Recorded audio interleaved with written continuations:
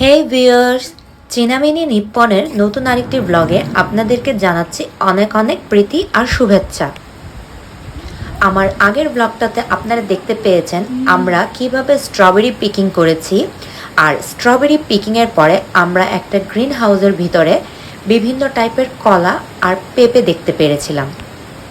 Fruits পার্কটা এতটাই বড় যে একদিনে সম্পূর্ণ ভিডিও দিয়ে সেটা কভার করা খুব একটা সম্ভব না, তাই আমি খুব খণ্ড খণ্ডভাবে এই ভিডিওগুলো আপলোড করছি। আশা করি আপনাদের সবার খুব ভালো লাগছে।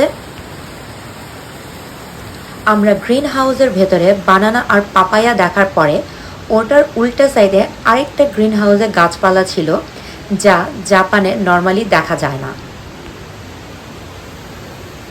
এই গ্রিন হাউসের ভেতরে আমাদের পরিচিত অনেক ফুল গাছ, যেমন জবা ফুল, ধুত্রা ফুল, আরও অনেক নাম না জানা গাছ ছিল, যা খুব সুন্দরভাবে এই গ্রিন হাউসের ভিতরে তারা পরিচর্যিত করছে।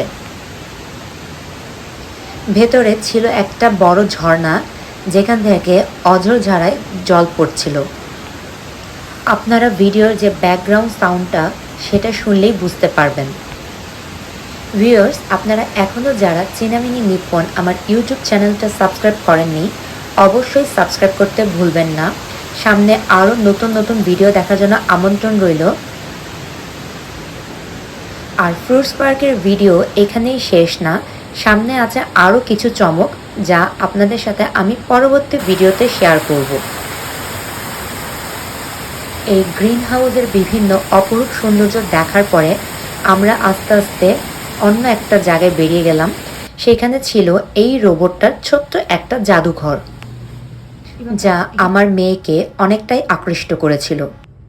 এরপর সামনের দিকে আস্তে আস্তে যেতে যেতে আমরা চলে গেলাম একটা ওয়াইন শপে, যেখানে পৃথিবীর বিভিন্ন দেশের অনেক নামকরা ওয়াইন আর কিছু সুস্বাদু টাইপের খাবার দাবার ছিল।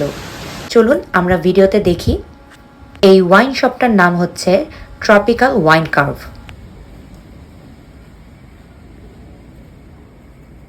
ওয়াইন শপটা বেশ বড়ই ছিল, বাট আমার মেয়ের এই জায়গাটা একদমই ভালো লাগেনি। সে ওখান থেকে কিছুটা তাড়াতাড়ি চলে গিয়ে ওর যে ফেভারিট আরও কিছু জায়গা ছিল সেখানে যেতে চাচ্ছিল।